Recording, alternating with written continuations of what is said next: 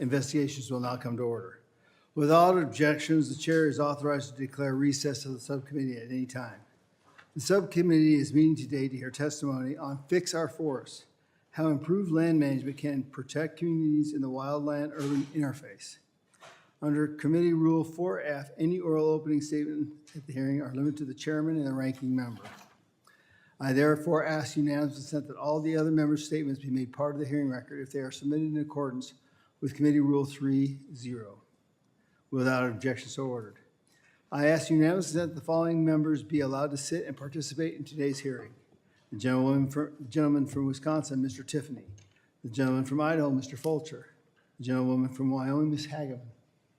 The gentleman from Utah, Mr. Kennedy. The gentleman from Arizona, Mr. Crane. The gentleman from California, Mr. Fong. The gentlewoman from California, Ms. Kim. The gentleman from California, Mr. Calvert. Without objection, so ordered. I recognize the full committee. Is Bruce going to speak? Okay, I can hear. Okay. I'll now recognize myself for my opening statement. Good morning, everyone. Thank you for our witnesses who came today to testify on this important issue on Fix Our Forests, how improved land management can protect communities in the wildland-urban interface.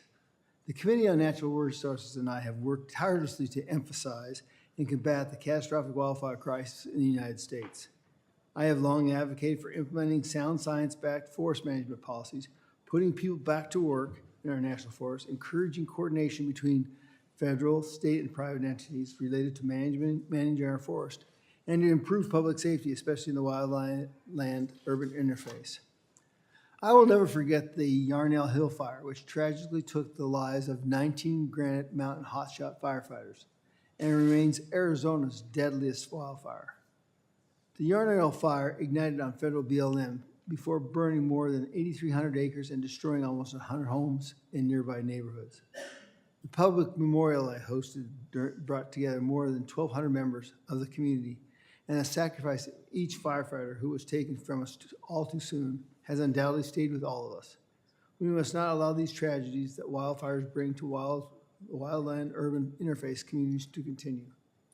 The relationship between forest management and the wildfire crisis is clear. Across the U.S., more than 1 billion acres of land are at risk of being consumed by wildfire. Of those, approximately 117 million acres owned by the federal government has been identified as high or very high risk of burning. And over the last 20 years, wildfires in the United States have burned an average of 7 million acres per year. In 2024, almost 9 million acres burned. These numbers have multiplied significantly, even those from seen as recently as the early 2000s. And the reason why is not difficult to understand. Across the country, our nation's forests are loaded with dangerous dry fuels and have been not managed through the thinning, prescribed burns, and mechanized treatments. Hundreds of years ago, forests in the United States held about 64 acres per acre. Now, in many places, those same forests hold upwards of 300 trees per acre, allowing extreme environments to lock up our forests and make forests less resilient by increasing competition among trees and other vegetation for water, minerals, and sunlight, crucial to sustain forest health. To be clear, the catastrophic wildfire crisis does not only impact our forests. This crisis poses perhaps the most significant threat to communities situated in the wildland-urban interface. Wildfires cost between $394 billion and $893 billion every year. These costs include property damage, lost income, contamination of water resources, timber loss, and more. Worse yet, these impacted home and business owners face significant challenge getting and keeping property insurance that covers losses due to wildfire. We'll talk about that today. As costs for both property owners and insurance carriers balloon, some carriers cannot insure high-risk communities or properties. And those people who cannot obtain or can't obtain insurance often find their rates are astronomically increased. So they are underinsured when they are unfortunately must file a claim after experiencing a wildfire loss. Only by putting out the fire, that is a more than century-long campaign by preservation activists who do not understand forest management, can we reduce the impact of wildfires and allow our forests to thrive. In fact, evidence of sound management policies working can be seen in my home state of Arizona. For example, in 2024 alone, the Forest Restoration Initiative which is a collaborative effort between federal, state, and local stakeholders, has successfully treated more than 200,000 acres with beneficial fire and thinning. The project has not only helped lessen the impacts of catastrophic fire, but also simultaneously boosted forest and watershed health and helped sustain Arizona's timber industry. Together, we must do more to unlock these projects in other parts of Arizona and across the country. In 2013, I championed the Catastrophic Wildfire Prevention Act, which served to revamp the federal government's ability to partner with private industry and state foresters to manage and restore our wildlands and to cut the bureaucratic red tape that too often blocks implementing sound policy decisions.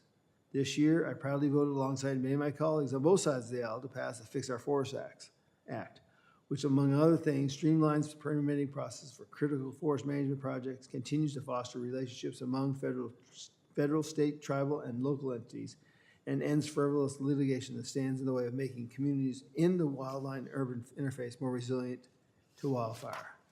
I challenge my colleagues in this room to think not only about these issues facing our forest and wildland interface communities, but also about the science-based solutions presented by proactive forest management projects.